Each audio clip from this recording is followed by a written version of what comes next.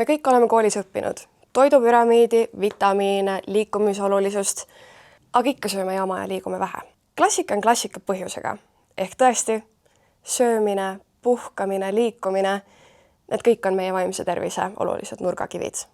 Ja ma tean, sa ei taha kuulda, et keegi ütleks sulle jälle sööma, aga puhka, aga äkki on probleem hoopis selles, et me pole suutnud neid eesmärke enda omaks teha.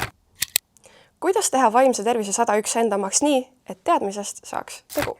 Kui me teeme asju lihtsalt sellepärast, et keegi ütleb meile, et me seda tegema peaks, ei jää me suure tõenäosusega seda sellepärast järjepidevalt tegema. Selleks tuleb endast leida välise ajandi kõrval ka sisemine motivatsioon. Kui sa tead, et miski on sulle hea ja sa peaksid sellega tegelema, mõtle läbi, miks ja kuidas sulle seda teha meeldiks.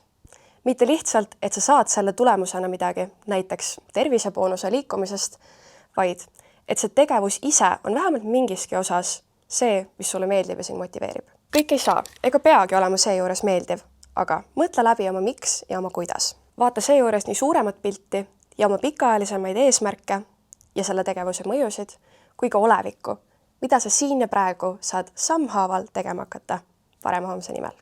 Tee täna kingitus iseendale. Vali üks kategooria.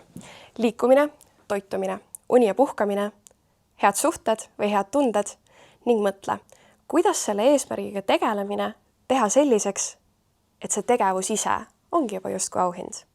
Nii trikitame vaikselt oma tasusüsteemi seda taga ajama. Näiteks, mis on sul lemmikviis liikuda? Mida sa teeksid isegi siis, kui sa teaksid, et sa ei saa sellest seda tervisepoonust? See võib olla sõpradega korvpalli mängimine, TikToki tantsude õppimine, klapid peas õues jalutamine, hot girl walk. Ükskõik kui väike see ka ei oleks, alusta sellest. Trenn, kui selline ongi kohati ebameeldiv. Aga kui me teeme seda, mis meile vähegi meeldib, on sellest palju kergem üle olla ja selle peale uusi harjumusi edasi ehitada. Ja nii muundadki välise ajandi vaikselt sisemiseks motivatsiooniks.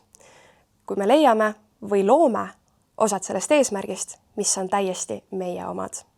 Alustame algusest.